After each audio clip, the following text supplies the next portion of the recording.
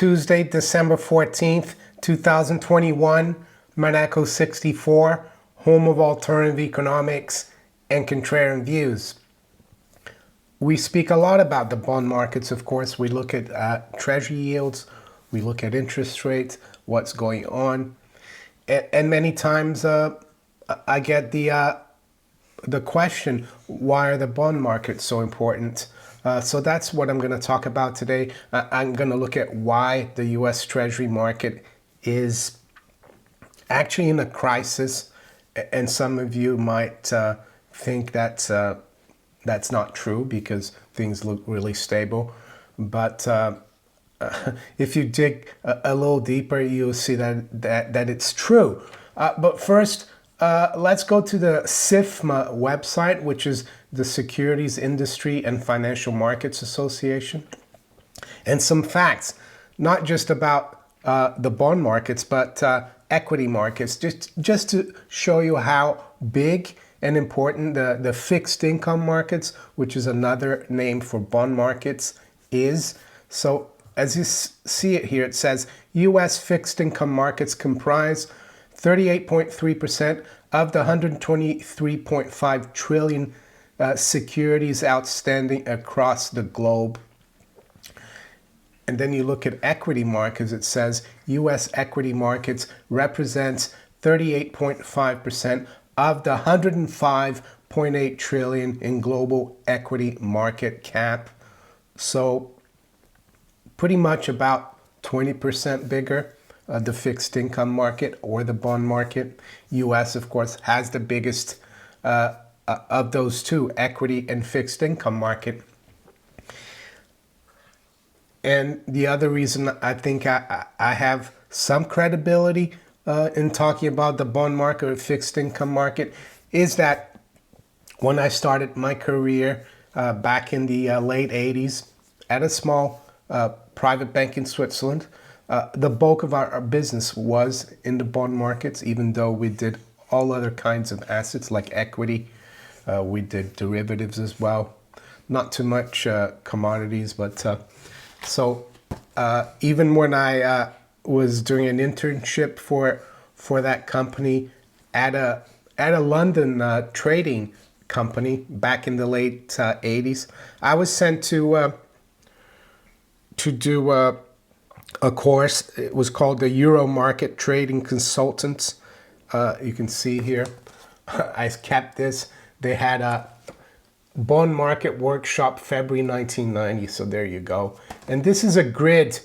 Keep grids. These are quite interesting because when you trade bonds or you're a broker or a dealer, you need to know whether a bond has annual coupon payments or semi-annual, so the yields are different and the prices might differ. So there's a grid here, annual to semi-annual, as you can see, and then semi-annual to annual. It makes a difference, a small difference.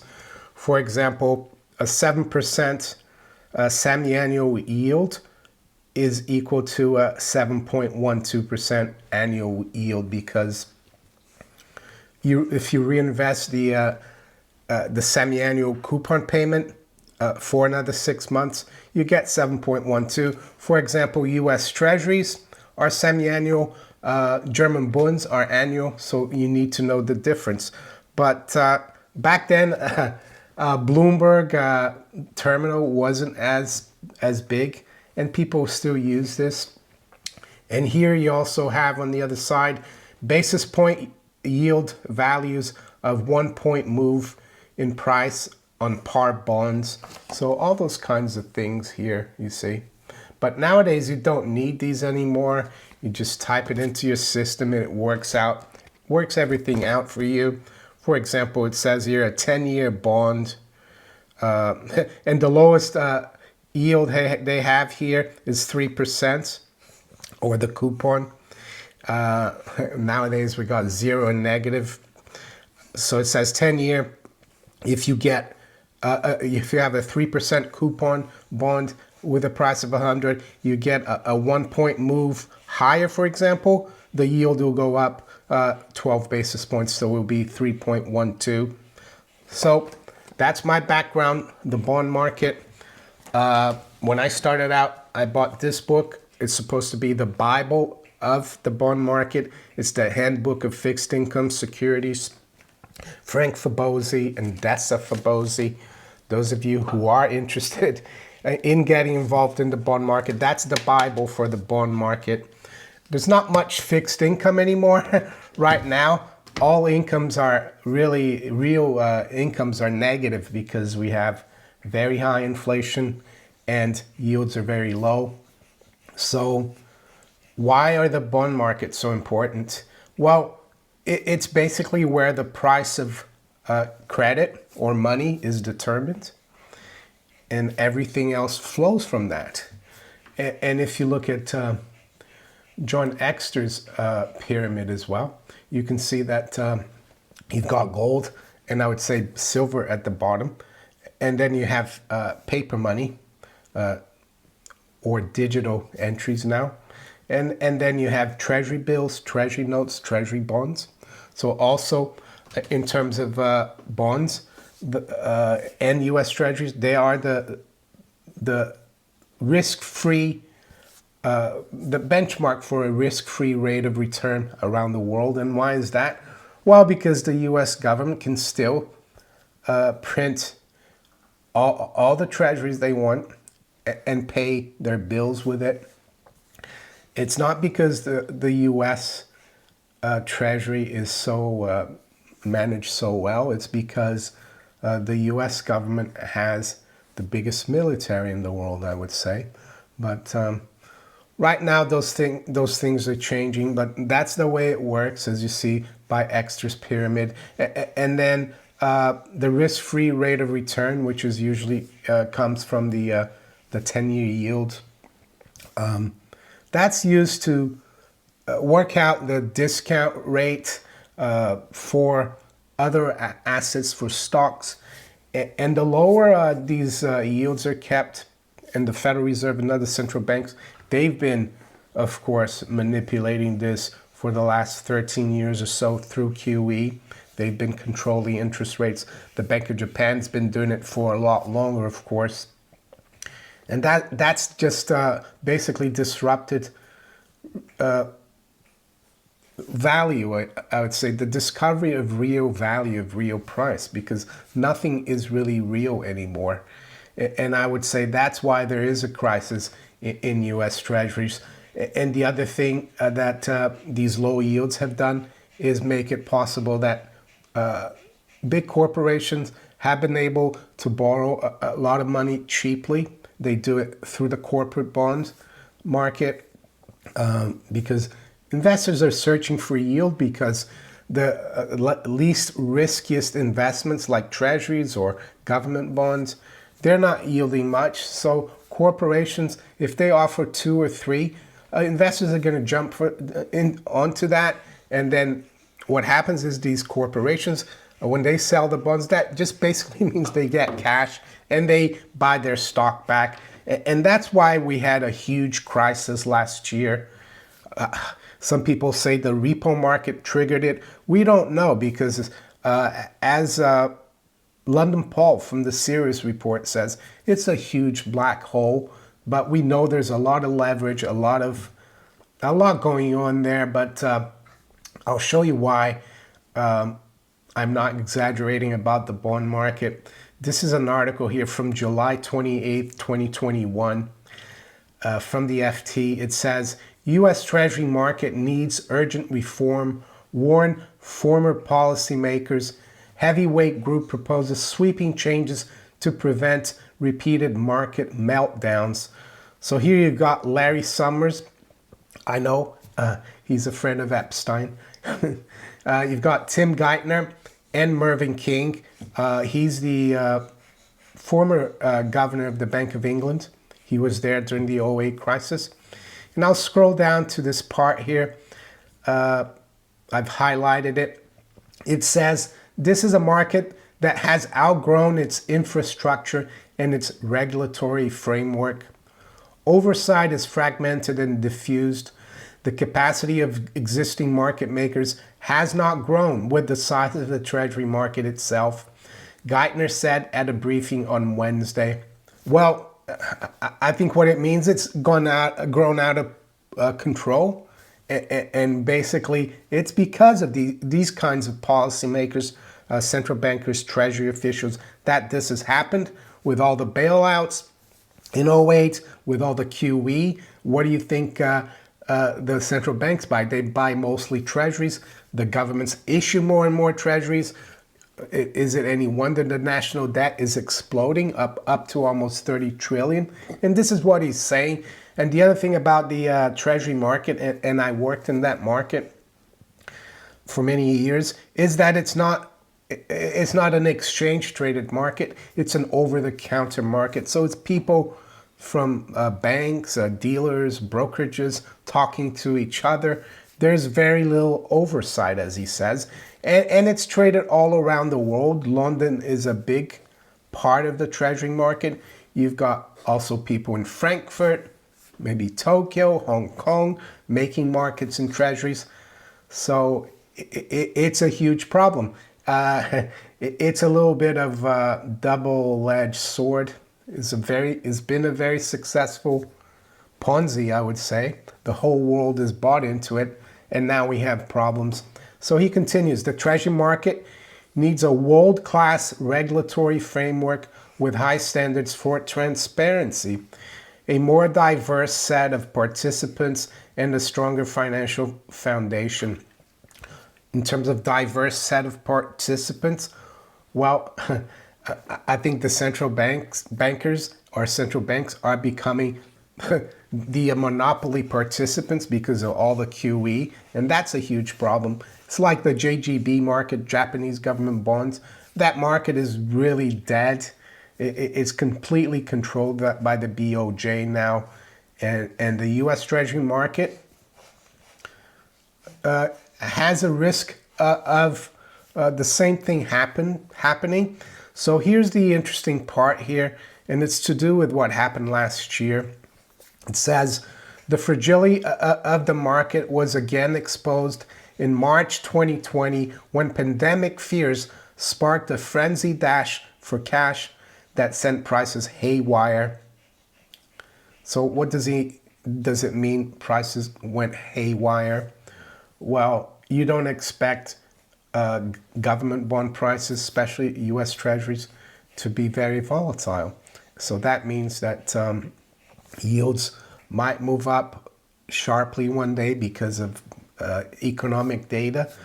But if you look here, I've got this chart for you, and we've spoken about this. Look what happened in March 2020 with the bond market. This is the 10-year yield, of course. So, for example, we traded as low as 0.31% in the beginning of March. And then by, for example, the 20th of March, we were almost at 1.3%. So a 1% move. And then after that, it moved down to like 0.6. So it was all over the place. It was very volatile. And when you have the risk-free rate of return doing that, it basically destroys all the other markets' price signals, because that's where all the other markets get their price signals from, the price of risk-free money. And what does that mean? Well, market makers and other government bonds, corporate bonds, and then stocks, they pare back. They won't make a market because they have no idea where things are. And that's when people panic and they start selling at any price. That's when there's no liquidity left in the market. So that's why it's so important. The fragility of the market. Yeah, trading conditions in what is supposed to be the safest haven in the financial system turned turbulent, with broker screens at times going blank as liquidity evaporated, prompting the Fed to intervene. So there you go. For those of you who keep saying, oh, you're wrong about what's going on, well, maybe. partly, but I'm not wrong about the fragility of the system. And if it wasn't for the Fed, of course, intervening, the whole system would have imploded. And I'm not sure that the next time this happens, the Fed will be able to do anything. You've only got so much ammunition in terms of faith and confidence, because people have to have faith and confidence in the Fed that they're doing the right thing. And that faith and confidence, I think, right now is evaporating quickly, especially after Jay Powell had to basically say, oh, forget about transitory, let's forget about it. We messed up on rising prices. We haven't contained inflation. So I think we need to keep a very close eye on the Treasury market. I know it's very stable right now, but when you start seeing volatility there in the 10-year yield especially, then we have to start worrying. So with that, let's quickly look at where the markets are this morning. It's almost 9 a.m. London time. So we've got real money here at the bottom of that safe, that pyramid, right? Extras pyramid, gold. Trading 1783.90. It's down just over $2. Range has been 1790 to 1781. Down slightly here. Silver is down about 7 cents at 22.25. High has been 22.36 and the low 22.18. The Dow future is up 80 points or 0.25%. The NASDAQ 100 future is up 23.